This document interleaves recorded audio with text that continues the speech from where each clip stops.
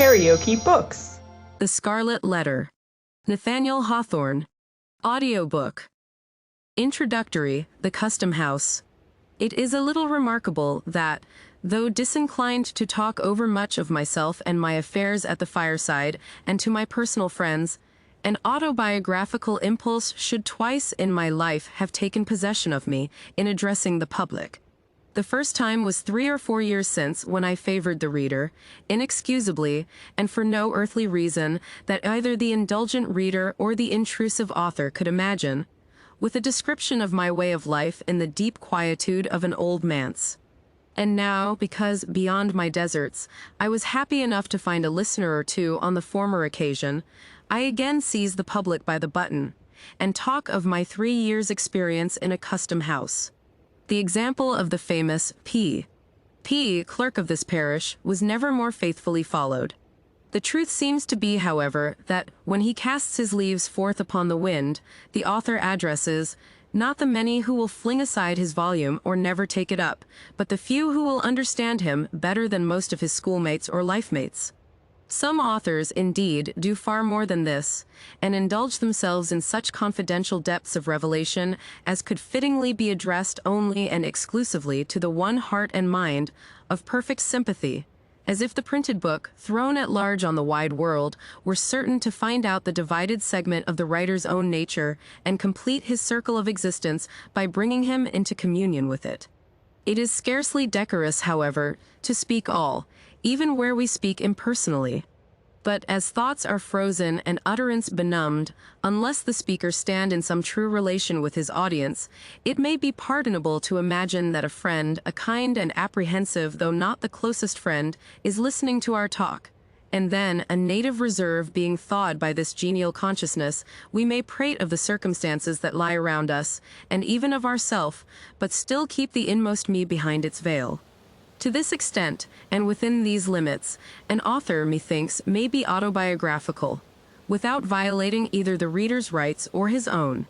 It will be seen likewise that this custom house sketch has a certain propriety, of a kind always recognized in literature, as explaining how a large portion of the following pages came into my possession, and as offering proofs of the authenticity of a narrative therein contained. This, in fact, a desire to put myself in my true position as editor, or very little more, of the most prolix among the tales that make up my volume. This, and no other, is my true reason for assuming a personal relation with the public. In accomplishing the main purpose, it has appeared allowable, by a few extra touches, to give a faint representation of a mode of life not heretofore described, together with some of the characters that move in it, among whom the author happened to make one. In my native town of Salem, at the head of what, half a century ago, in the days of old King Derby, was a bustling wharf, but which is now burdened with decayed wooden warehouses, and exhibits few or no symptoms of commercial life, except perhaps a bark or brig, halfway down its melancholy length, discharging hides, or, nearer at hand, a Nova Scotia schooner pitching out her cargo of firewood. At the head, I say, of this dilapidated wharf, which the tide often overflows, and along which, at the base and in the rear of the row of buildings, the track of many languid years is seen in a border of unthrifty grass. Here, with a view from its front windows down this not very enlivening prospect, and thence across the harbor, stands a spacious edifice of brick. From the loftiest point of its roof, during precisely 3½ hours of each forenoon, floats or droops, in breeze or calm, the banner of the Republic, but with the 13 stripes turned vertically instead of horizontally, and thus indicating that a civil and not a military post of Uncle Sam's government is here established. Its front is ornamented with a portico of half a dozen wooden pillars supporting a balcony, beneath which a flight of wide granite steps descends towards the street. Over the entrance hovers an enormous specimen of the American eagle, with outspread wings, a shield before her breast, and, if I recollect aright, a bunch of intermingled thunderbolts and barbed arrows in each claw. With the customary infirmity of temper that characterizes this unhappy fowl, she appears, by the fierceness of her beak and eye, and the general truculency of her attitude, to threaten mischief to the inoffensive community, and especially to warn all citizens, careful of their safety, against intruding on the premises which she overshadows with her wings. Nevertheless, vixenly as she looks, many people are seeking at this very moment to shelter themselves under the wing of the federal eagle, imagining, I presume, that her bosom has all the softness and snugness of an eider-down pillow. But she has no great tenderness even in her best of moods, and sooner or later, oftener soon than late, is apt to fling off her nestlings with a scratch of her claw, a dab of her beak, or a rankling wound from her barbed arrows. The pavement round about the above-described edifice, which we may as well name at once as the custom house of the port, has grass enough growing in its chinks to show that it has not of late days been worn by any multitudinous resort of business. In some months of the year, however, there often chances a forenoon when affairs move onward with a livelier tread. Such occasions might remind the elderly citizen of that period before the last war with England, when Salem was a port by itself, not scorned as she is now by her own merchants and shipowners, who permit her wharves to crumble to ruin, while their ventures go to swell, needlessly and imperceptibly, the mighty flood of commerce at New York or Boston. On some such morning, when 3 or 4 vessels happen to have arrived at once, usually from Africa or South America, or to be on the verge of their departure thitherward, there is a sound of frequent feet, passing briskly up and down the granite steps. Here, before his own wife has greeted him, you may greet the sea-flushed shipmaster, just in port, with his vessel's papers under his arm in a tarnished tin box.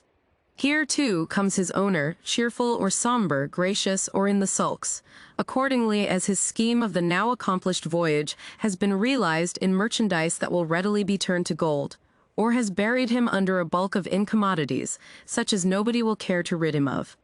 Here, likewise, the germ of the wrinkle-browed, grizzly-bearded, careworn merchant, we have the smart young clerk who gets the taste of traffic as a wolf-cub does of blood, and already sends adventures in his master's ships, when he had better be sailing mimic boats upon a mill-pond.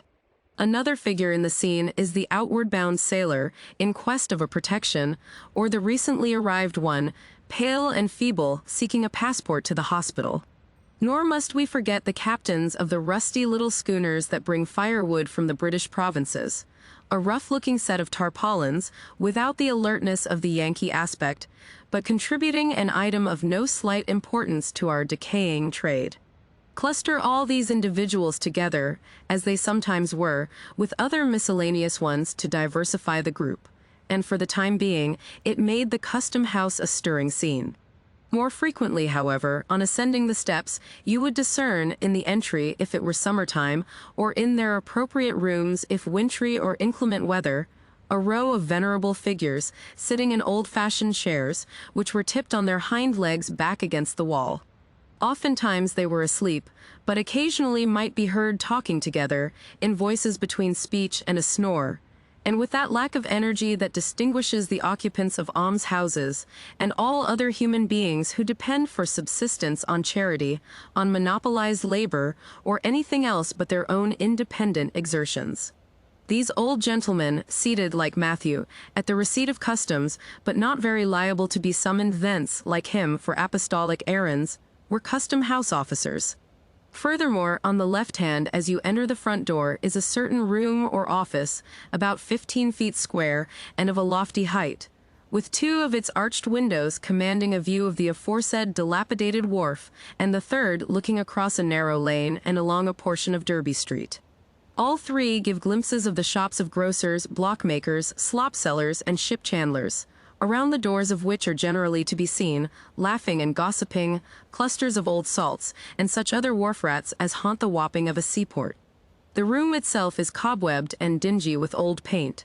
Its floor is strewn with gray sand in a fashion that has elsewhere fallen into long disuse, and it is easy to conclude from the general slovenliness of the place that this is a sanctuary into which womankind, with her tools of magic, the broom and mop, has very infrequent access.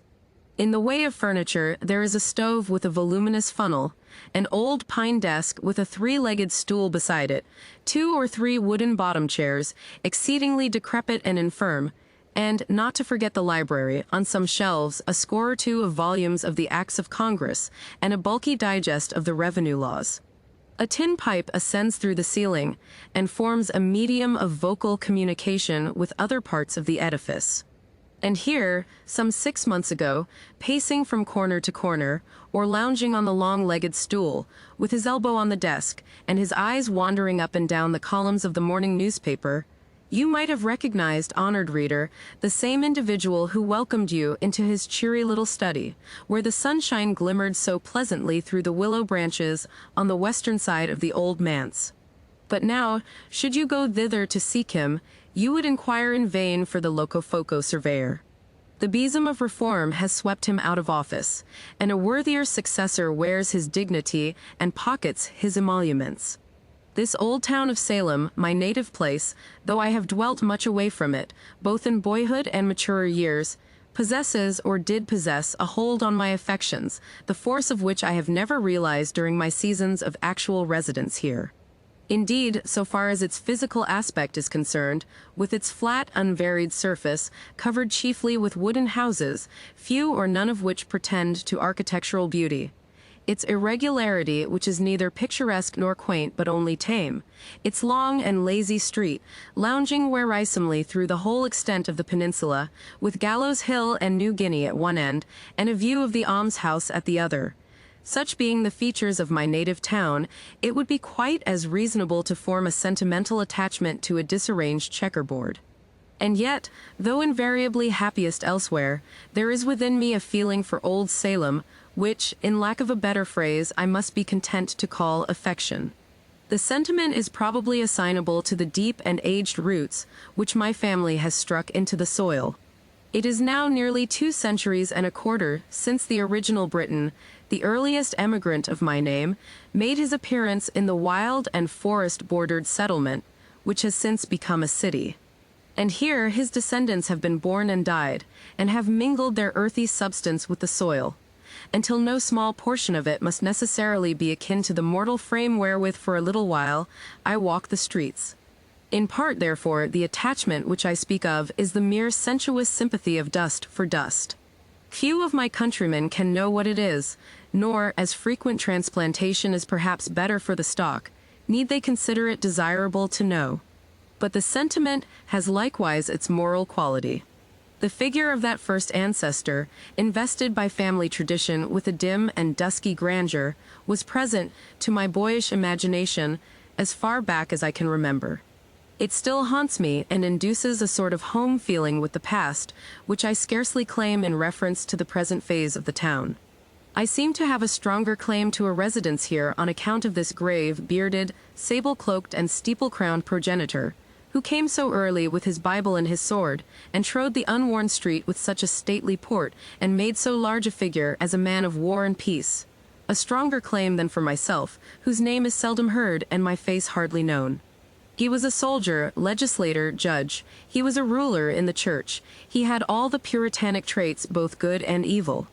He was likewise a better persecutor, as witness the Quakers, who have remembered him in their histories, and relate an incident of his hard severity towards a woman of their sect, which will last longer, it is to be feared, than any record of his better deeds, although these were many.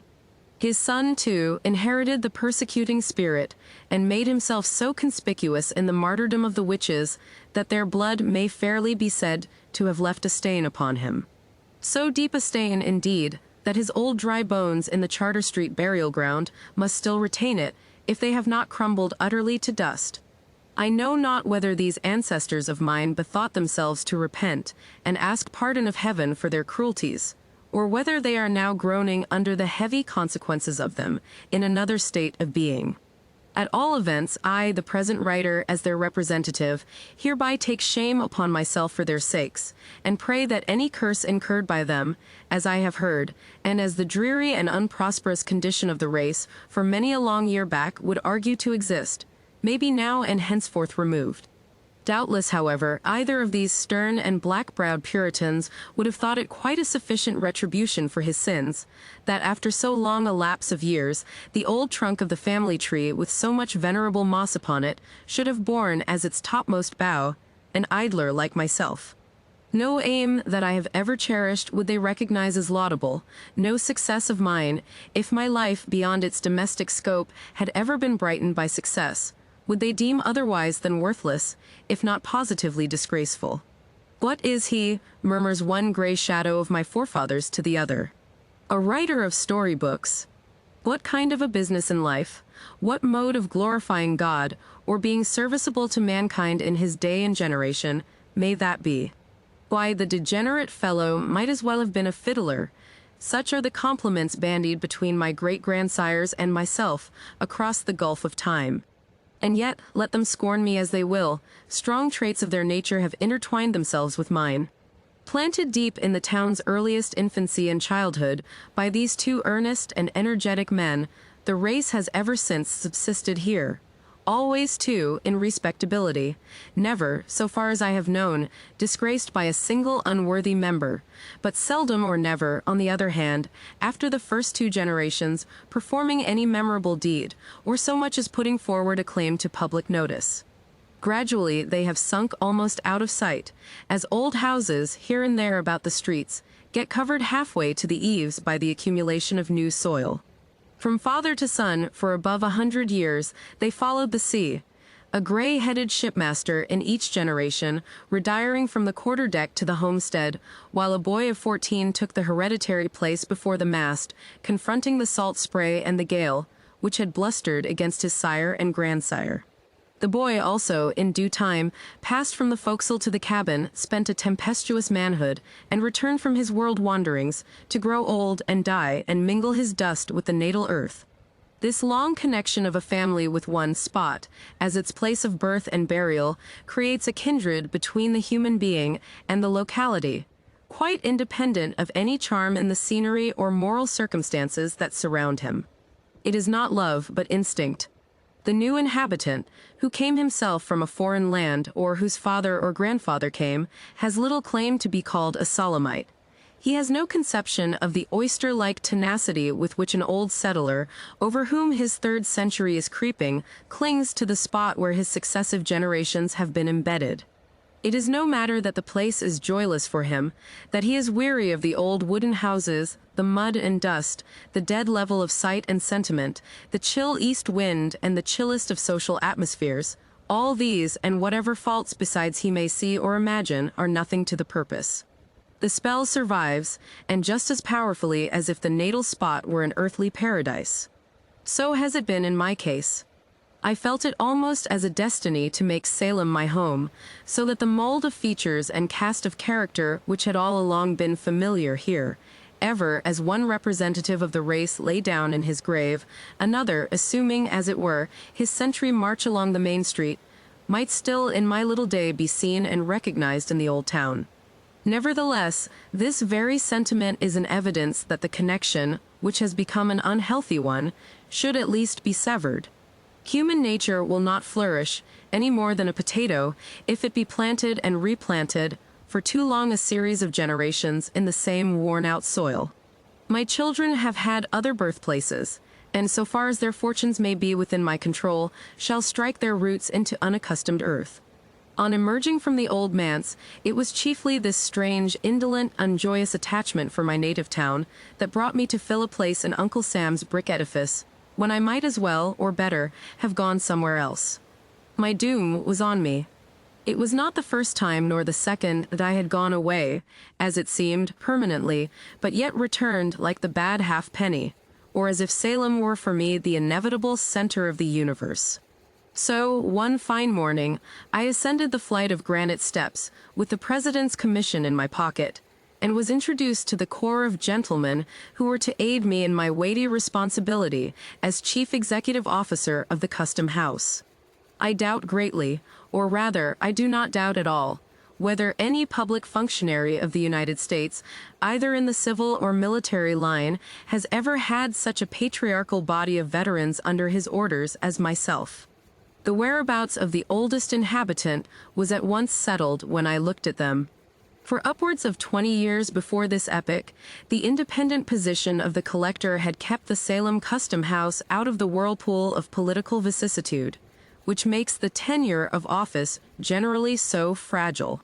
A soldier, New England's most distinguished soldier, he stood firmly on the pedestal of his gallant services, and himself secure in the wise liberality of the successive administrations through which he had held office, he had been the safety of his subordinates in many an hour of danger and heartquake. General Miller was radically conservative, a man over whose kindly nature habit had no slight influence, attaching himself strongly to familiar faces, and with difficulty moved to change, even when change might have brought unquestionable improvement. Thus, on taking charge of my department, I found few but aged men. They were ancient sea captains, for the most part, who, after being tossed on every sea, and standing up sturdily against life's tempestuous blast, had finally drifted into this quiet nook, where, with little to disturb them except the periodical terrors of a presidential election, they one and all acquired a new lease of existence. Though by no means less liable than their fellow men to age and infirmity, they had evidently some talisman or other that kept death at bay. 2 or 3 of their number, as I was assured, being gouty and rheumatic, or perhaps bedridden, never dreamed of making their appearance at the custom house during a large part of the year, but after a torpid winter would creep out into the warm sunshine of May or June, go lazily about what they termed duty, and at their own leisure and convenience betake themselves to bed again. I must plead guilty to the charge of abbreviating the official breath of more than one of these venerable servants of the Republic. They were allowed, on my representation, to rest from their arduous labors, and soon afterwards, as if their sole principle of life had been zeal for their country's service, as I verily believe it was, withdrew to a better world. It is a pious consolation to me that, through my interference, a sufficient space was allowed them for repentance of the evil and corrupt practices, into which, as a matter of course, every custom-house officer must be supposed to fall. Neither the front nor the back entrance of the custom-house opens on the road to paradise. The greater part of my officers were Whigs.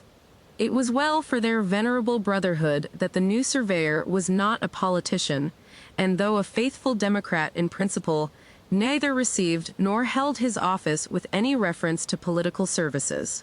Had it been otherwise, had an active politician been put into this influential post to assume the easy task of making head against a Whig collector, whose infirmities withheld him from the personal administration of his office, hardly a man of the old corps would have drawn the breath of official life within a month after the exterminating angel had come up the custom-house steps.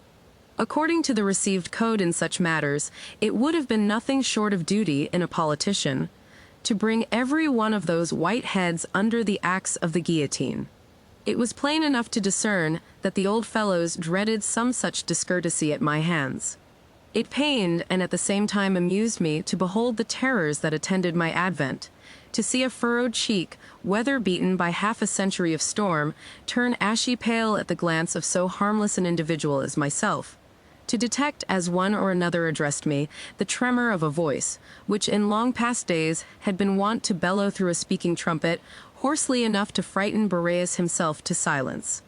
They knew, these excellent old persons, that by all established rule, and, as regarded some of them, weighed by their own lack of efficiency for business, they ought to have given place to younger men, more orthodox in politics, and altogether fitter than themselves to serve our common uncle. I knew it too, but could never quite find in my heart to act upon the knowledge. Much and deservedly to my own discredit, therefore, and considerably to the detriment of my official conscience, they continued, during my incumbency, to creep about the wharves, and loiter up and down the custom-house steps. They spent a good deal of time, also, asleep in their accustomed corners, with their chairs tilted back against the wall, awaking, however, once or twice in a forenoon, to bore one another with the several thousandth repetition of old sea stories and mouldy jokes that had grown to be passwords and countersigns among them. The discovery was soon made, I imagine, that the new surveyor had no great harm in him. So, with lightsome hearts, and the happy consciousness of being usefully employed, in their own behalf at least, if not for our beloved country, these good old gentlemen went through the various formalities of office. Sagaciously, under their spectacles, did they peep into the holds of vessels. Mighty was their fuss about little matters, and marvelous sometimes, the obtuseness that allowed greater ones to slip between their fingers. Whenever such a mischance occurred, when a wagon load of valuable merchandise had been smuggled ashore at noonday perhaps, and directly beneath their unsuspicious noses, nothing could exceed the vigilance and alacrity with which they proceeded to lock and double lock and secure with tape and sealing wax all the avenues of the delinquent vessel. Instead of a reprimand for their previous negligence, the case seemed rather to require an eulogium on their praiseworthy caution after the mischief had happened. A grateful recognition of the promptitude of their zeal, the moment that there was no longer any remedy. Unless people are more than commonly disagreeable, it is my foolish habit to contract a kindness for them. The better part of my companion's character, if it have a better part, is that which usually comes uppermost in my regard, and forms the type whereby I recognize the man. As most of these old custom-house officers had good traits, and as my position in reference to them, being paternal and protective, was favorable to the growth of friendly sentiments, I soon grew to like them all. It was pleasant in the summer forenoons, when the fervent heat that almost liquefied the rest of the human family merely communicated a genial warmth to their half-torpid systems. It was pleasant to hear them chatting in the back entry, a row of them all tipped against the wall as usual, while the frozen witticisms of past generations were thawed out and came bubbling with laughter from their lips. Externally, the jollity of aged men has much in common with the mirth of children. The intellect, any more than a deep sense of humor, has little to do with the matter. It is with both a gleam that plays upon the surface and imparts a sunny and cheery aspect alike to the green branch and gray moldering trunk. In one case, however, it is real sunshine. In the other, it more resembles the phosphorescent glow of decaying wood. It would be sad injustice, the reader must understand, to represent all my excellent old friends as in their dotage. In the first place, my coadjutors were not invariably old. There were men among them in their strength and prime, of marked ability and energy, and altogether superior to the sluggish and dependent mode of life on which their evil stars had cast them. Then, moreover, the white locks of age were sometimes found to be the thatch of an intellectual tenement in good repair. But as respects the majority of my corps veterans, there will be no wrong done if I characterize them generally as a set of wearisome old souls, who had gathered nothing worth preservation from their varied experience of life. They seemed to have flung away all the golden grain of practical wisdom, which they had enjoyed so many opportunities of harvesting, and most carefully to have stored their memories with the husks.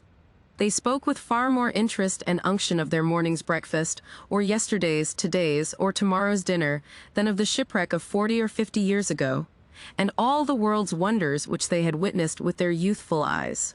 The father of the custom house, the patriarch, not only of this little squad of officials, but, I am bold to say, of the respectable body of tide waiters all over the United States, was a certain permanent inspector. He might truly be termed a legitimate son of the revenue system, dyed in the wool, or rather, born in the purple, since his sire, a revolutionary colonel and formerly collector of the port, had created an office for him and appointed him to fill it at a period of the early ages which few living men can now remember. This inspector, when I first knew him, was a man of 80 years or thereabouts, and certainly one of the most wonderful specimens of wintergreen that you would be likely to discover in a lifetime's search. With his florid cheek, his compact figure, smartly arrayed in a bright buttoned blue coat, his brisk and vigorous step, and his hale and hearty aspect, altogether he seemed, not young indeed, but a kind of new contrivance of Mother Nature in the shape of man, whom age and infirmity had no business to touch. His voice and laugh, which perpetually re-echoed through the custom house, had nothing of the tremulous quaver and cackle of an old man's utterance. They came strutting out of his lungs like the crow of a cock or the blast of a clarion. Looking at him merely as an animal, and there was very little else to look at, he was a most satisfactory object, from the thorough healthfulness and wholesomeness of his system and his capacity at that extreme age to enjoy all, or nearly all, the delights which he had ever aimed at or conceived of. The careless security of his life in the custom house, on a regular income, and with but slight and infrequent apprehensions of removal, had no doubt contributed to make time pass lightly over him. The original and more potent causes, however, lay in the rare perfection of his animal nature, the moderate proportion of intellect, and the very trifling admixture of moral and spiritual ingredients. These latter qualities, indeed, being in barely enough measure to keep the old gentleman from walking on all fours. He possessed no power of thought, no depth of feeling, no troublesome sensibilities. Nothing, in short, but a few commonplace instincts, which, aided by the cheerful temper that grew inevitably out of his physical well-being, did duty very respectably and to general acceptance in lieu of a heart. He had been the husband of 3 wives, all long since dead, the father of 20 children, most of whom, at every age of childhood or maturity, had likewise returned to dust. Here, one would suppose, might have been sorrow enough to imbue the sunniest disposition, through and through, with a sable tinge. Not so with our old inspector. One brief sigh sufficed to carry off the entire burden of these dismal reminiscences. The next moment he was as ready for sport as any unbreeched infant, far readier than the collector's junior clerk, who at 19 years was much the elder and graver man of the two. I used to watch and study this patriarchal personage with, I think, livelier curiosity than any other form of humanity there presented to my notice. He was, in truth, a rare phenomenon, so perfect in one point of view, so shallow, so delusive, so impalpable, such an absolute nonentity in every other. My conclusion was that he had no soul, no heart, no mind, nothing, as I have already said, but instincts. And yet, withal, so cunningly had the few materials of his character been put together, that there was no painful perception of deficiency, but, on my part, an entire contentment with what I found in him. It might be difficult, and it was so, to conceive how he should exist hereafter, so earthly and sensuous did he seem, but surely his existence here, admitting that it was to terminate with his last breath, had been not unkindly given, with no higher moral responsibilities than the beasts of the field, but with a larger scope of enjoyment than theirs, and with all their blessed immunity from the dreariness and duskiness of age. One point, in which he had vastly the advantage over his 4-footed brethren, was his ability to recollect the good dinners which it had made no small portion of the happiness of his life to eat. His gourmandism was a highly agreeable trait, and to hear him talk of roast meat was as appetizing as a pickle or an oyster.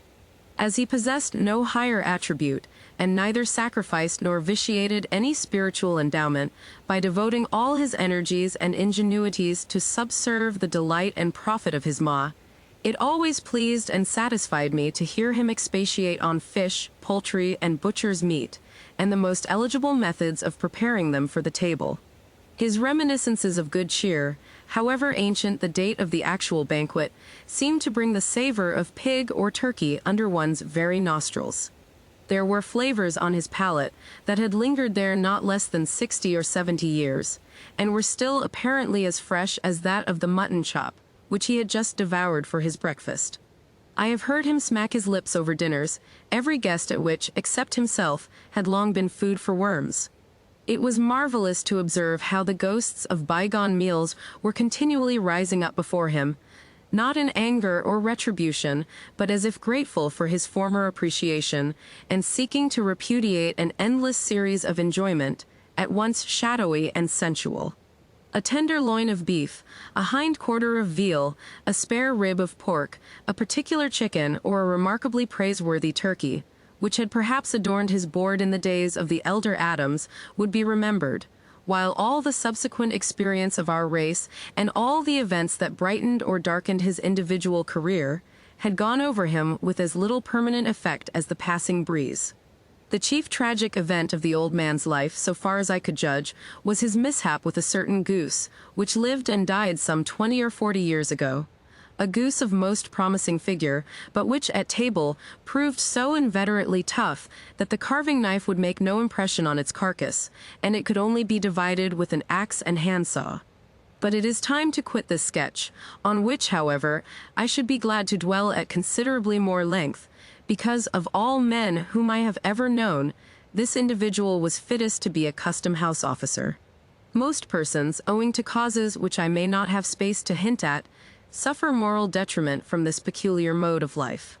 The old inspector was incapable of it, and were he to continue in office to the end of time, would be just as good as he was then, and sit down to dinner with just as good an appetite. There is one likeness without which my gallery of custom house portraits would be strangely incomplete, but which my comparatively few opportunities for observation enable me to sketch only in the merest outline.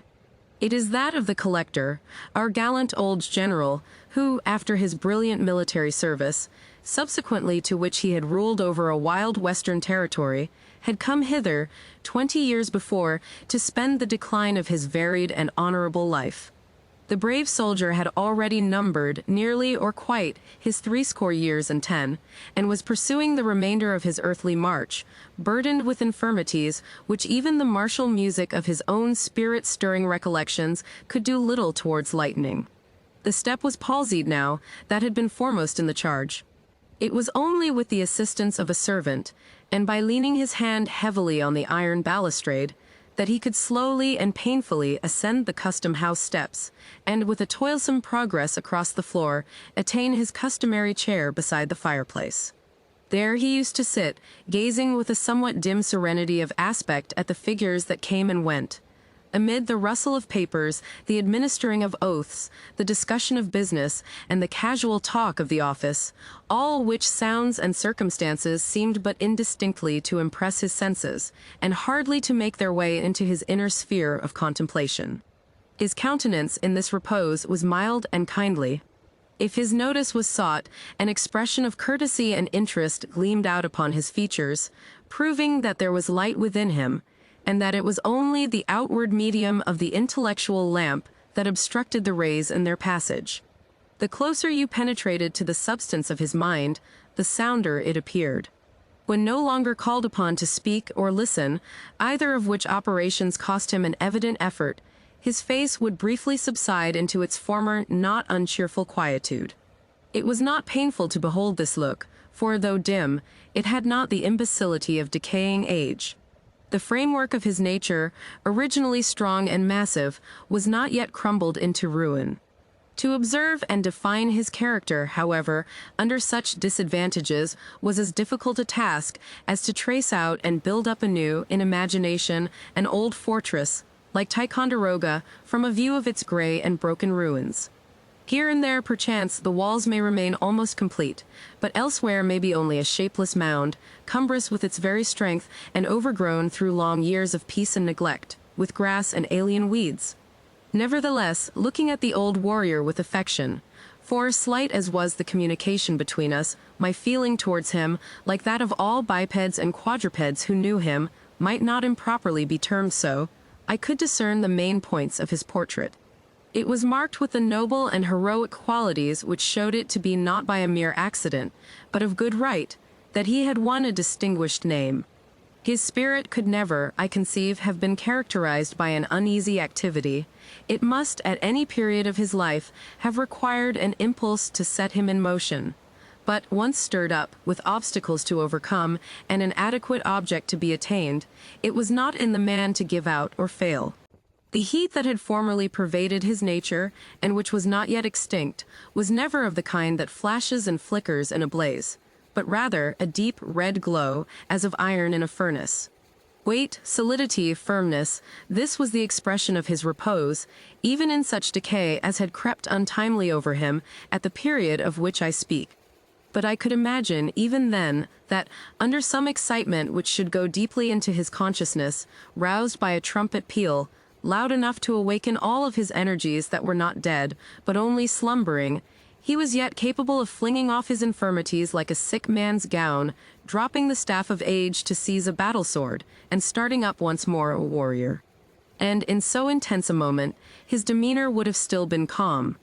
Such an exhibition, however, was but to be pictured in fancy, not to be anticipated nor desired.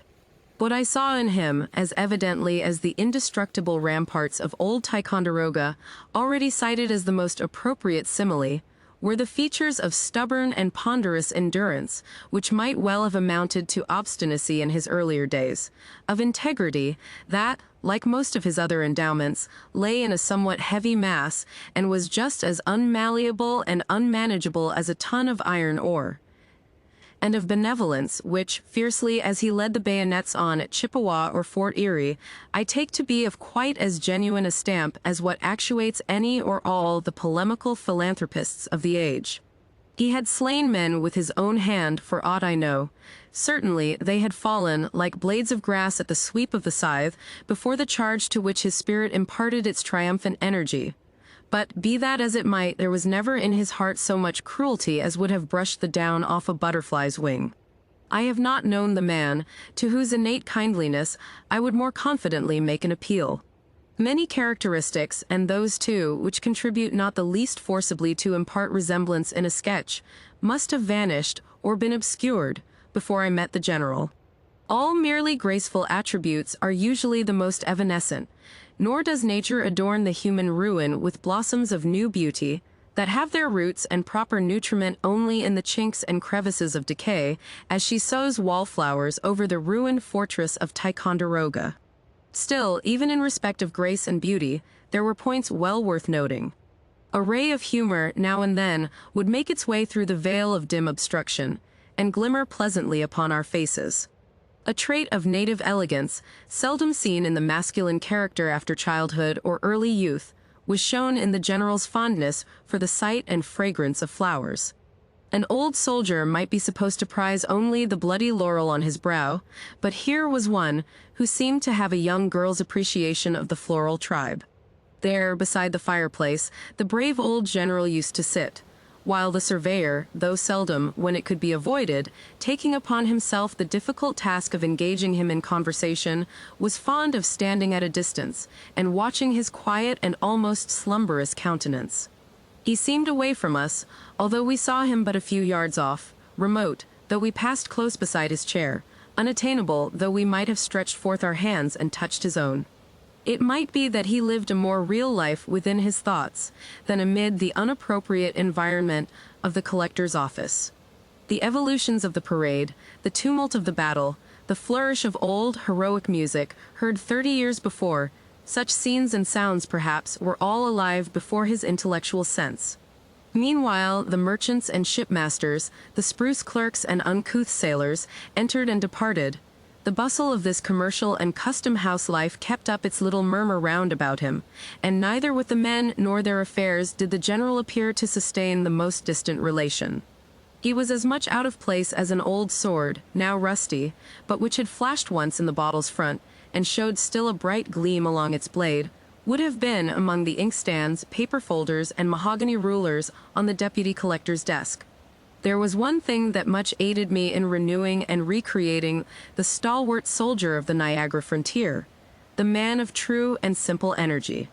It was the recollection of those memorable words of his, "I'll try, sir," spoken on the very verge of a desperate and heroic enterprise, and breathing the soul and spirit of New England hardihood, comprehending all perils and encountering all.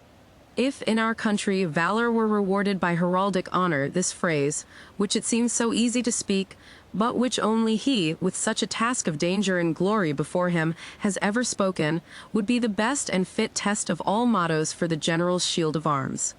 It contributes greatly towards a man's moral and intellectual health, to be brought into habits of companionship with individuals unlike himself, who care little for his pursuits, and whose sphere and abilities he must go out of himself to appreciate.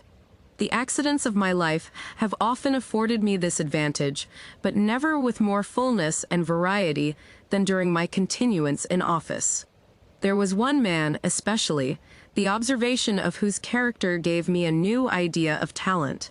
His gifts were emphatically those of a man of business, prompt, acute, clear-minded, with an eye that saw through all perplexities and a faculty of arrangement that made them vanish, as by the waving of an enchanter's wand. Bred up from boyhood in the custom house, it was his proper field of activity, and the many intricacies of business, so harassing to the interloper, presented themselves before him with the regularity of a perfectly comprehended system. In my contemplation, he stood as the ideal of his class. He was indeed the custom house in himself, or at all events, the mainspring that kept its variously revolving wheels in motion. For in an institution like this, where its officers are appointed to subserve their own profit and convenience, and seldom with a leading reference to their fitness for the duty to be performed, they must perforce seek elsewhere the dexterity which is not in them. Thus, by an inevitable necessity, as a magnet attracts steel filings, so did our man of business draw to himself the difficulties which everybody met with. With an easy condescension and kind forbearance towards our stupidity, which, to his order of mind, must have seemed little short of crime, would he forthwith, by the merest touch of his finger, make the incomprehensible as clear as daylight. The merchants valued him not less than we, his esoteric friends. His integrity was perfect. It was a law of nature with him, rather than a choice or a principle. Nor can it be otherwise than the main condition of an intellect so remarkably clear and accurate as his, to be honest and regular in the administration of affairs. A stain on his conscience, as to anything that came within the range of his vocation, would trouble such a man very much in the same way, though to a far greater degree, than an error in the balance of an account, or an ink blot on the fair page of a book of record. Here, in a word, and it is a rare instance in my life, I had met with a person thoroughly adapted to the situation which he held. Such were some of the people with whom I now found myself connected. I took it in good part at the hands of Providence that I was thrown into a position so little akin to my past habits, and set myself seriously to gather from it whatever profit was to be had. After my fellowship of toil and impracticable schemes with the dreamy brethren of Brook Farm, after living for 3 years within the subtle influence of an intellect like Emerson's, after those wild free days on the Assabeth, indulging fantastic speculations beside our fire of fallen boughs with Ellery Channing, after talking with Thoreau about pine trees and Indian relics in his hermitage at Walden, after growing fastidious by sympathy with the classic refinement of Hillard's culture, after becoming imbued with poetic sentiment at Longfellow's hearthstone, it was time at length that I should exercise other faculties of my nature, and nourish myself with food for which I had hitherto had little appetite. Even the old inspector was desirable as a change of diet to a man who had known Alcott. I looked upon it as an evidence, in some measure, of a system naturally well balanced, and lacking no essential part of a thorough organization, that, with such associates to remember, I could mingle at once with men of altogether different qualities, and never murmur at the change. Literature, its exertions and objects, were now of little moment in my regard. I cared not at this period for books. They were apart from me. Nature, except it were human nature, the nature that is developed in earth and sky, was, in one sense, hidden from me, and all the imaginative delight wherewith it had been spiritualized passed away out of my mind. A gift, a faculty, if it had not departed, was suspended and inanimate within me. There would have been something sad, unutterably dreary in all this, had I not been conscious that it lay at my own option to recall whatever was valuable in the past. It might be true, indeed, that this was a life which could not with impunity be lived too long, else it might make me permanently other than I had been, without transforming me into any shape which it would be worth my while to take. But I never considered it as other than a transitory life. There was always a prophetic instinct, a low whisper in my ear, that within no long period, and whenever a new change of custom should be essential to my good, a change would come. Meanwhile, there I was, a surveyor of the revenue, and, so far as I have been able to understand, as good a surveyor as need be. A man of thought, fancy, and sensibility, had he 10 times the surveyor's proportion of those qualities, may at any time be a man of affairs, if he will only choose to give himself the trouble. My fellow officers, and the merchants and sea captains, with whom my official duties brought me into any manner of connection, viewed me in no other light, and probably knew me in no other character. None of them, I presume, had ever read a page of my inditing, or would have cared a fig the more for me, if they had read them all. Nor would it have mended the matter in the least, had those same unprofitable pages been written with a pen like that of Burns or of Chaucer, each of whom was a custom-house officer in his day as well as I. It is a good lesson, though it may often be a hard one, for a man who has dreamed of literary fame, and of making for himself a rank among the world's dignitaries by such means, to step aside out of the narrow circle in which his claims are recognized, and to find how utterly devoid of significance beyond that circle is all that he achieves and all he aims at. I know not that I especially needed the lesson either in the way of warning or rebuke, but at any rate I learned it thoroughly. Nor, it gives me pleasure to reflect, did the truth, as it came home to my perception, ever cost me a pang, or require to be thrown off in a sigh. In the way of literary talk, it is true, the naval officer, an excellent fellow, who came into office with me and went out only a little later, would often engage me in a discussion about one or the other of his favorite topics, Napoleon or Shakespeare. The collector's junior clerk, too, a young gentleman who, it was whispered, occasionally covered a sheet of Uncle Sam's letter paper with what, at the distance of a few yards, looked very much like poetry, used now and then to speak to me of books as matters with which I might possibly be conversant. This was my all of lettered intercourse, and it was quite sufficient for my necessities. No longer seeking nor caring that my name should be blazoned abroad on title pages, I smiled to think that it had now another kind of vogue. The custom-house marker imprinted it, with a stencil and black paint, on pepper bags, and baskets of annatto, and cigar boxes, and bales of all kinds of dutiable merchandise, in testimony that these commodities had paid the impost, and gone regularly through the office. Borne on such queer vehicle of fame, a knowledge of my existence, so far as a name conveys it, was carried where it had never been before, and, I hope, will never go again. But the past was not dead. Once in a great while, the thoughts that had seemed so vital and so active, yet had been put to rest so quietly, revived again. One of the most remarkable occasions, when the habit of bygone days awoke in me, was that which brings it within the law of literary propriety to offer the public the sketch which I am now writing. In the second story of the custom house there is a large room, in which the brickwork and naked rafters have never been covered with paneling and plaster. The edifice, originally projected on a scale adapted to the old commercial enterprise of the port, and with an idea of subsequent prosperity destined never to be realized, contains far more space than its occupants know what to do with. This airy hall, therefore, over the collector's apartments remains unfinished to this day, and in spite of the aged cobwebs that festoon its dusky beams, appears still to await the labor of the carpenter and mason. At one end of the room, in a recess, were a number of barrels, piled one upon another, containing bundles of official documents. Large quantities of similar rubbish lay lumbering the floor. It was sorrowful to think how many days and weeks and months and years of toil had been wasted on these musty papers, which were now only an encumbrance on earth, and were hidden away in this forgotten corner, never more to be glanced at by human eyes. But then, what reams of other manuscripts, filled not with the dullness of official formalities, but with the thought of inventive brains and the rich effusion of deep hearts, had gone equally to oblivion, and that, moreover, without serving a purpose in their day, as these heaped-up papers had, and saddest of all, without purchasing for their writers the comfortable livelihood which the clerks of the custom-house had gained by these worthless scratchings of the pen. Yet not altogether worthless, perhaps, as materials of local history. Here, no doubt, statistics of the former commerce of Salem might be discovered, and memorials of her princely merchants, Old King Derby, Old Billy Gray, Old Simon Forrester, and many another magnate in his day, whose powdered head, however, was scarcely in the tomb before his mountain pile of wealth began to dwindle.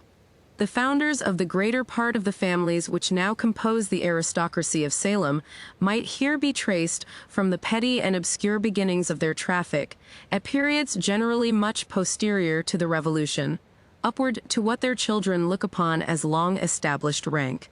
Prior to the Revolution, there is a dearth of records, the earlier documents and archives of the custom house having, probably, been carried off to Halifax, when all the king's officials accompanied the British Army in its flight from Boston. It has often been a matter of regret with me, for going back perhaps to the days of the Protectorate, those papers must have contained many references to forgotten or remembered men and to antique customs, which would have affected me with the same pleasure as when I used to pick up Indian arrowheads in the field near the old manse. But one idle and rainy day, it was my fortune to make a discovery of some little interest. Poking and burrowing into the heaped-up rubbish in the corner, unfolding one and another document, and reading the names of vessels that had long ago foundered at sea or rotted at the wharves, and those of merchants never heard of now on change, nor very readily decipherable on their mossy tombstones. Glancing at such matters with the saddened, weary, half-reluctant interest which we bestow on the corpse of dead activity, and exerting my fancy, sluggish with little use, to raise up from these dry bones an image of the old town's brighter aspect, when India was a new region, and only Salem knew the way thither, I chanced to lay my hand on a small package, carefully done up in a piece of ancient yellow parchment. This envelope had the air of an official record of some period long past, when clerks engrossed their stiff and formal chirography on more substantial materials than at present. There was something about it that quickened an instinctive curiosity, and made me undo the faded red tape that tied up the package, with the sense that a treasure would here be brought to light. Unbending the rigid folds of the parchment cover, I found it to be a commission under the hand and seal of Governor Shirley, in favor of one Jonathan Pugh, as surveyor of His Majesty's Customs for the Port of Salem in the province of Massachusetts Bay. I remembered to have read, probably in Felt's Annals, a notice of the decease of Mr. Surveyor Pugh about 80 years ago, and likewise in a newspaper of recent times, an account of the digging up of his remains in the little graveyard of St. Peter's Church during the renewal of that edifice. Nothing, if I rightly call to mind, was left of my respected predecessor, save an imperfect skeleton, and some fragments of apparel, and a wig of majestic frizzle, which, unlike the head that it once adorned, was in very satisfactory preservation. But, on examining the papers which the parchment commission served to envelop, I found more traces of Mr. Pugh's mental part, and the internal operations of his head, than the frizzled wig had contained of the venerable skull itself. They were documents, in short, not official, but of a private nature, or at least written in his private capacity, and apparently with his own hand. I could account for their being included in the heap of custom-house lumber only by the fact that Mr. Pugh's death had happened suddenly, and that these papers, which he probably kept in his official desk, had never come to the knowledge of his heirs, or were supposed to relate to the business of the revenue. On the transfer of the archives to Halifax, this package, proving to be of no public concern, was left behind, and had remained ever since unopened. The ancient surveyor, being little molested, I suppose, at that early day, with business pertaining to his office, seems to have devoted some of his many leisure hours to researches as a local antiquarian and other inquisitions of a similar nature. These supplied material for petty activity to a mind that would otherwise have been eaten up with rust. A portion of his facts, by the by, did me good service in the preparation of the article entitled Main Street, included in the present volume.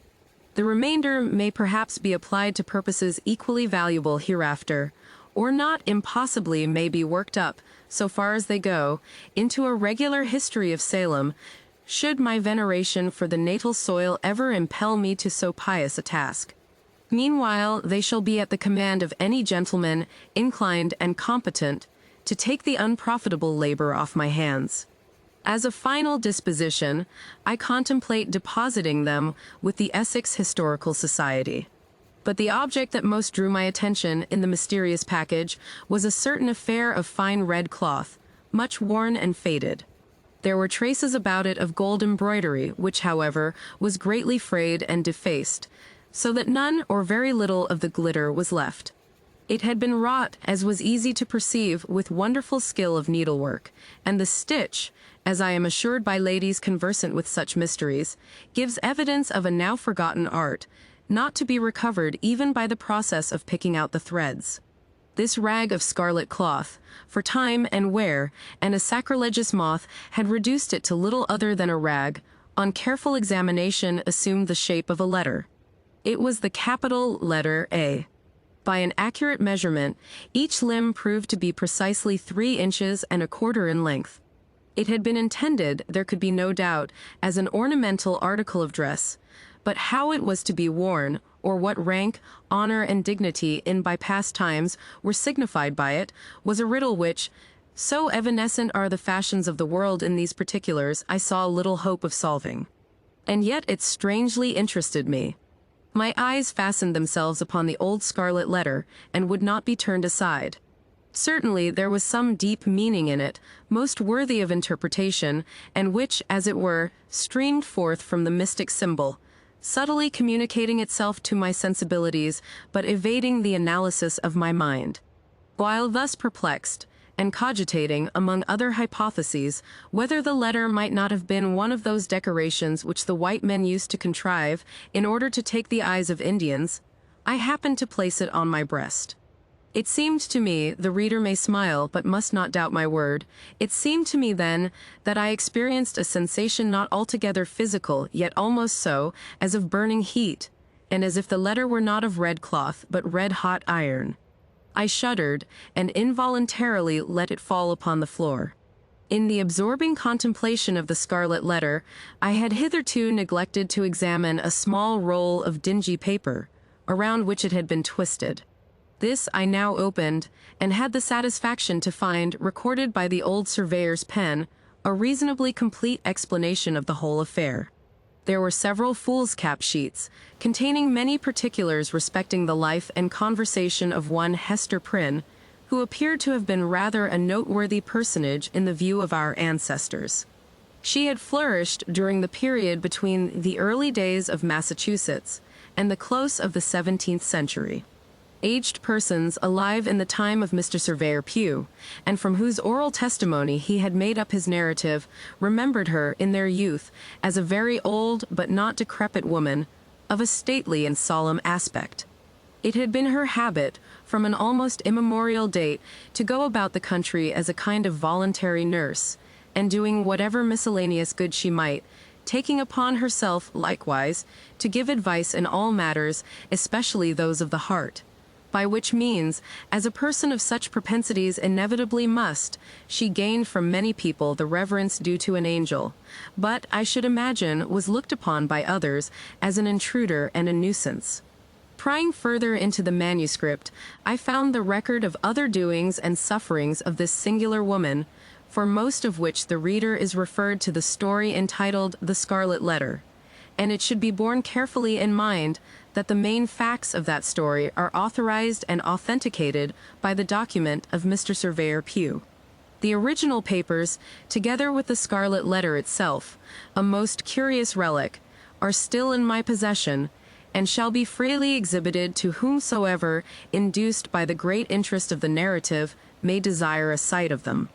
I must not be understood as affirming that, in the dressing up of the tale, and imagining the motives and modes of passion that influence the characters who figure in it, I have invariably confined myself within the limits of the old surveyor's 6 sheets of foolscap. On the contrary, I have allowed myself, as to such points, nearly or altogether as much license, as if the facts had been entirely of my own invention. What I contend for is the authenticity of the outline. This incident recalled my mind, in some degree, to its old track. There seemed to be here the groundwork of a tale. It impressed me as if the ancient surveyor, in his garb of 100 years gone by, and wearing his immortal wig, which was buried with him but did not perish in the grave, had met me in the deserted chamber of the custom house.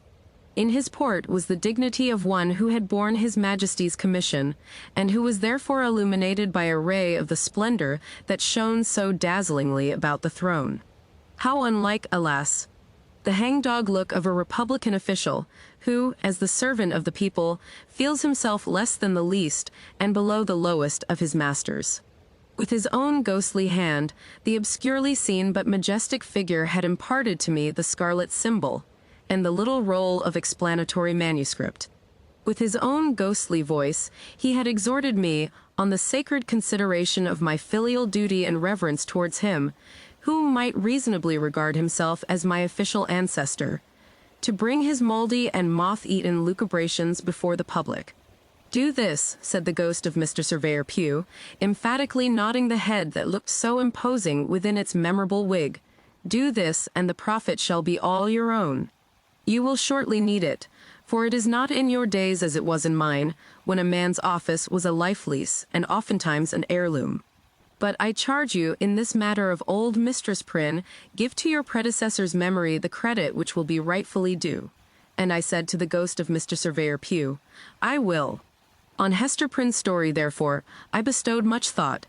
It was the subject of my meditations for many an hour, while pacing to and fro across my room, or traversing, with 100-fold repetition, the long extent from the front door of the custom-house to the side entrance and back again. Great were the weariness and annoyance of the old inspector and the weighers and gaugers, whose slumbers were disturbed by the unmercifully lengthened tramp of my passing and returning footsteps. Remembering their own former habits, they used to say that the surveyor was walking the quarter-deck. They probably fancied that my sole object, and indeed the sole object for which a sane man could ever put himself into voluntary motion, was to get an appetite for dinner. And to say the truth, an appetite, sharpened by the east wind that generally blew along the passage, was the only valuable result of so much indefatigable exercise. So little adapted is the atmosphere of a custom house to the delicate harvest of fancy and sensibility, that, had I remained there through 10 presidencies yet to come, I doubt whether the tale of the Scarlet Letter would ever have been brought before the public eye. My imagination was a tarnished mirror. It would not reflect, or only with miserable dimness, the figures with which I did my best to people it. The characters of the narrative would not be warmed and rendered malleable by any heat that I could kindle at my intellectual forge. They would take neither the glow of passion nor the tenderness of sentiment, but retained all the rigidity of dead corpses, and stared me in the face with a fixed and ghastly grin of contemptuous defiance. "What have you to do with us?" that expression seemed to say. "The little power you might once have possessed over the tribe of unrealities is gone. You have bartered it for a pittance of the public gold. Go, then, and earn your wages." In short, the almost torpid creatures of my own fancy twitted me with imbecility, and not without fair occasion. It was not merely during the 3 hours and a half, which Uncle Sam claimed as his share of my daily life, that this wretched numbness held possession of me. It went with me on my seashore walks and rambles into the country whenever, which was seldom and reluctantly, I bestirred myself to seek that invigorating charm of nature, which used to give me such freshness and activity of thought the moment that I stepped across the threshold of the old manse. The same torpor, as regarded the capacity for intellectual effort, accompanied me home, and weighed upon me in the chamber which I most absurdly termed my study. Nor did it quit me when, late at night, I sat in the deserted parlor, lighted only by the glimmering coal fire and the moon, striving to picture forth imaginary scenes, which the next day might flow out on the brightening page in many-hued description. If the imaginative faculty refused to act at such an hour, it might well be deemed a hopeless case. Moonlight in a familiar room, falling so white upon the carpet, and showing all its figures so distinctly, making every object so minutely visible, yet so unlike a morning or noontide visibility, is a medium the most suitable for a romance writer to get acquainted with his elusive guests. There is the little domestic scenery of the well-known apartment, the chairs with each its separate individuality, the center table, sustaining a work-basket, a volume or two, and an extinguished lamp, the sofa, the bookcase, the picture on the wall. All these details, so completely seen, are so spiritualized by the unusual light that they seem to lose their actual substance and become things of intellect. Nothing is too small or too trifling to undergo this change and acquire dignity thereby. A child's shoe, the doll seated in her little wicker carriage, the hobby horse, whatever, in a word, has been used or played with during the day, is now invested with a quality of strangeness and remoteness, though still almost as vividly present as by daylight. Thus, therefore, the floor of our familiar room has become a neutral territory, somewhere between the real world and fairyland, where the actual and the imaginary may meet, and each imbue itself with the nature of the other. Ghosts might enter here without affrighting us. It would be too much in keeping with the scene to excite surprise, were we to look about us and discover a form, beloved, but gone hence, now sitting quietly in a streak of this magic moonshine, with an aspect that would make us doubt whether it had returned from afar, or had never once stirred from our fireside. The somewhat dim coal fire has an essential influence in producing the effect which I would describe. It throws its unobtrusive tinge throughout the room, with a faint ruddiness upon the walls and ceiling, and a reflected gleam from the polish of the furniture. This warmer light mingles itself with the cold spirituality of the moonbeams, and communicates, as it were, a heart and sensibilities of human tenderness to the forms which fancy summons up. It converts them from snow images into men and women. Glancing at the looking-glass, we behold, deep within its haunted verge, the smoldering glow of the half-extinguished anthracite, the white moonbeams on the floor, and a repetition of all the gleam and shadow of the picture, with one remove further from the actual, and nearer to the imaginative. Then, at such an hour, and with this scene before him, if a man, sitting all alone, cannot dream strange things, and make them look like truth, he need never try to write romances. But for myself, during the whole of my custom house experience, moonlight and sunshine, and the glow of firelight, were just alike in my regard, and neither of them was of one whit more avail than the twinkle of a tallow candle. An entire class of susceptibilities, and a gift connected with them, of no great richness or value, but the best I had, was gone from me. It is my belief, however, that, had I attempted a different order of composition, my faculties would not have been found so pointless and inefficacious.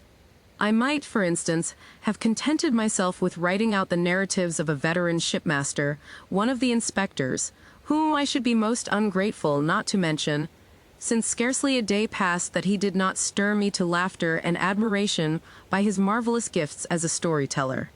Could I have preserved the picturesque force of his style, and the humorous coloring which nature taught him how to throw over his descriptions, the result, I honestly believe, would have been something new in literature. Or I might readily have found a more serious task. It was a folly, with the materiality of this daily life pressing so intrusively upon me, to attempt to fling myself back into another age, or to insist on creating the semblance of a world out of airy matter, when, at every moment, the impalpable beauty of my soap bubble was broken by the rude contact of some actual circumstance. The wiser effort would have been to diffuse thought and imagination through the opaque substance of today, and thus to make it a bright transparency, to spiritualize the burden that began to weigh so heavily, to seek, resolutely, the true and indestructible value that lay hidden in the petty and wearisome incidents and ordinary characters with which I was now conversant. The fault was mine. The page of life that was spread out before me seemed dull and commonplace, only because I had not fathomed its deeper import. A better book than I shall ever write was there, leaf after leaf presenting itself to me, just as it was written out by the reality of the flitting hour, and vanishing as fast as written, only because my brain wanted the insight and my hand the cunning to transcribe it. At some future day, it may be, I shall remember a few scattered fragments and broken paragraphs, and write them down, and find the letters turn to gold upon the page. These perceptions have come too late. At the instant, I was only conscious that what would have been a pleasure once was now a hopeless toil. There was no occasion to make much moan about this state of affairs. I had ceased to be a writer of tolerably poor tales and essays, and had become a tolerably good surveyor of the customs. That was all. But nevertheless, it is anything but agreeable to be haunted by a suspicion that one's intellect is dwindling away, or exhaling without your consciousness, like ether out of a phial, so that at every glance you find a smaller and less volatile residuum. Of the fact there could be no doubt, and, examining myself and others, I was led to conclusions, in reference to the effect of public office on the character, not very favorable to the mode of life in question. In some other form, perhaps, I may hereafter develop these effects. Suffice it here to say that a custom house officer of long continuance can hardly be a very praiseworthy or respectable personage for many reasons. One of them, the tenure by which he holds his situation, and another, the very nature of his business, which, though, I trust, an honest one, is of such a sort that he does not share in the united effort of mankind. An effect, which I believe to be observable, more or less, in every individual who has occupied the position, is that, while he leans on the mighty arm of the Republic, his own proper strength departs from him. He loses, in an extent proportioned to the weakness or force of his original nature, the capability of self-support. If he possess an unusual share of native energy, or the enervating magic of place do not operate too long upon him, his forfeited powers may be redeemable. The ejected officer, fortunate in the unkindly shove that sends him forth betimes to struggle amid a struggling world, may return to himself and become all that he has ever been. But this seldom happens. He usually keeps his ground just long enough for his own ruin, and is then thrust out, with sinews all unstrung, to totter along the difficult footpath of life as he best may. Conscious of his own infirmity, that his tempered steel and elasticity are lost, he forever afterwards looks wistfully about him in quest of support external to himself. His pervading and continual hope, a hallucination which, in the face of all discouragement, and making light of impossibilities, haunts him while he lives, and I fancy, like the convulsive throes of the cholera, torments him for a brief space after death, is that finally, and in no long time, by some happy coincidence of circumstances, he shall be restored to office. This faith, more than anything else, steals the pith and availability out of whatever enterprise he may dream of undertaking. Why should he toil and moil and be at so much trouble to pick himself up out of the mud, when, in a little while hence, the strong arm of his uncle will raise and support him? Why should he work for his living here, or go to dig gold in California, when he is so soon to be made happy at monthly intervals, with a little pile of glittering coin out of his uncle's pocket? It is sadly curious to observe how slight a taste of office suffices to infect a poor fellow with this singular disease. Uncle Sam's gold, meaning no disrespect to the worthy old gentleman, has, in this respect, a quality of enchantment like that of the devil's wages. Whoever touches it should look well to himself, or he may find the bargain to go hard against him, involving, if not his soul, yet many of its better attributes, its sturdy force, its courage and constancy, its truth, its self-reliance, and all that gives the emphasis to manly character. Here was a fine prospect in the distance. Not that the surveyor brought the lesson home to himself, or admitted that he could be so utterly undone, either by continuance in office or ejectment. Yet my reflections were not the most comfortable. I began to grow melancholy and restless, continually prying into my mind to discover which of its poor properties were gone, and what degree of detriment had already accrued to the remainder. I endeavored to calculate how much longer I could stay in the custom house, and yet go forth a man. To confess the truth, it was my greatest apprehension, as it would never be a measure of policy to turn out so quiet an individual as myself, and it being hardly in the nature of a public officer to resign.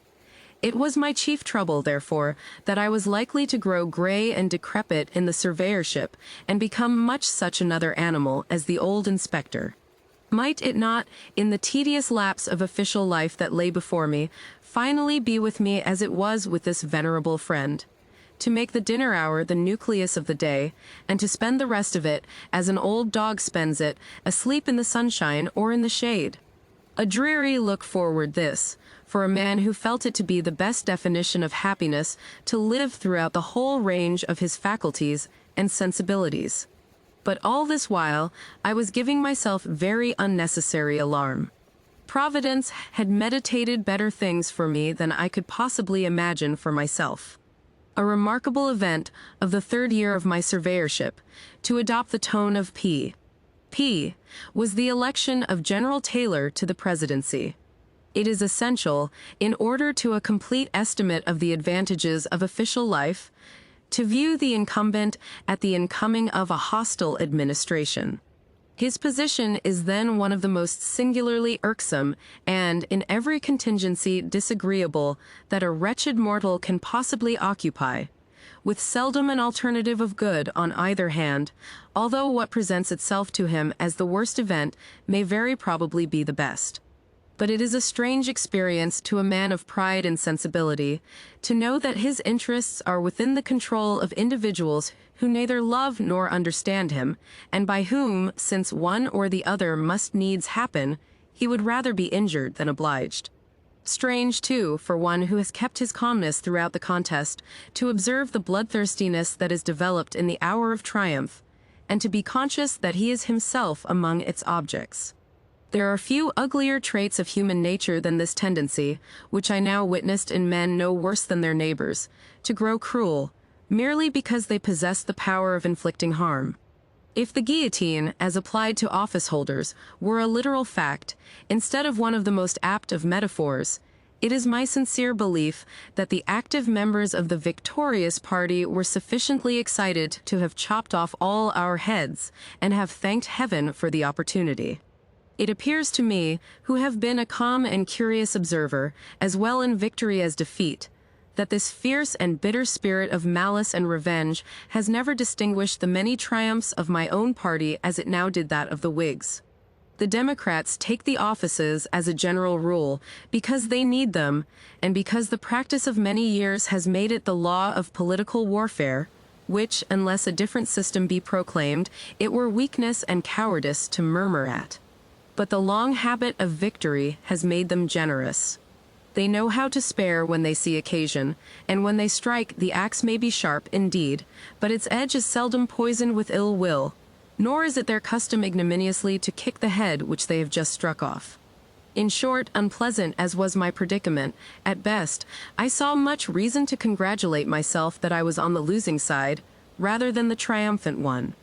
If heretofore I had been none of the warmest of partisans, I began now, at this season of peril and adversity, to be pretty acutely sensible with which party my predilections lay.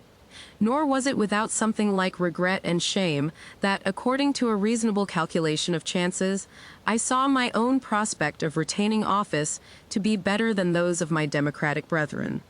But who can see an inch into futurity beyond his nose? My own head was the first that fell. The moment when a man's head drops off is seldom or never, I am inclined to think, precisely the most agreeable of his life. Nevertheless, like the greater part of our misfortunes, even so serious a contingency brings its remedy and consolation with it, if the sufferer will but make the best, rather than the worst, of the accident which has befallen him. In my particular case, the consolatory topics were close at hand, and indeed had suggested themselves to my meditations a considerable time before it was requisite to use them. In view of my previous weariness of office and vague thoughts of resignation, my fortune somewhat resembled that of a person who should entertain an idea of committing suicide, and, although beyond his hopes, meet with the good hap to be murdered. In the custom house, as before in the old manse, I had spent 3 years, a term long enough to rest a weary brain, long enough to break off old intellectual habits and make room for new ones, long enough and too long to have lived in an unnatural state, doing what was really of no advantage nor delight to any human being, and withholding myself from toil that would, at least, have stilled an unquiet impulse in me.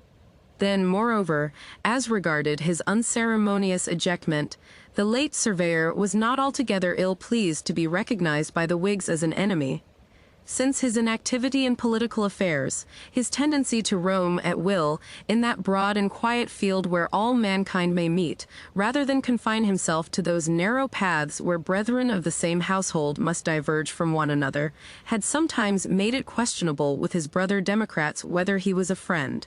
Now, after he had won the crown of martyrdom, though with no longer a head to wear it on, the point might be looked upon as settled. Finally, little heroic as he was, it seemed more decorous to be overthrown in the downfall of the party with which he had been content to stand, than to remain a forlorn survivor, when so many worthier men were falling, And at last, after subsisting for 4 years on the mercy of a hostile administration, to be compelled then to define his position anew, and claim the yet more humiliating mercy of a friendly one. Meanwhile, the press had taken up my affair and kept me for a week or two, careering through the public prints in my decapitated state, like Irving's headless horseman, ghastly and grim, and longing to be buried, as a politically dead man ought. So much for my figurative self. The real human being, all this time, with his head safely on his shoulders, had brought himself to the comfortable conclusion that everything was for the best, and, making an investment in ink, paper, and steel pens, had opened his long disused writing desk, and was again a literary man. Now it was that the lucubrations of my ancient predecessor, Mr. Surveyor Pugh, came into play. Rusty through long idleness, some little space was requisite before my intellectual machinery could be brought to work upon the tale, with an effect in any degree satisfactory. Even yet, though my thoughts were ultimately much absorbed in the task, it wears, to my eye, a stern and somber aspect, too much ungladdened by genial sunshine, too little relieved by the tender and familiar influences which soften almost every scene of nature and real life, and, undoubtedly, should soften every picture of them. This uncaptivating effect is perhaps due to the period of hardly accomplished revolution and still seething turmoil in which the story shaped itself. It is no indication, however, of a lack of cheerfulness in the writer's mind, for he was happier, while straying through the gloom of these sunless fantasies, than at any time since he had quitted the old manse. Some of the briefer articles which contribute to make up the volume have likewise been written since my involuntary withdrawal from the toils and honors of public life, and the remainder are gleaned from annuals and magazines of such antique date that they have gone round the circle and come back to novelty again. Keeping up the metaphor of the political guillotine, the whole may be considered as the posthumous papers of a decapitated surveyor, and the sketch which I am now bringing to a close, if too autobiographical for a modest person to publish in his lifetime, will readily be excused in a gentleman who writes from beyond the grave. Peace be with all the world. My blessing on my friends. My forgiveness to my enemies. For I am in the realm of quiet.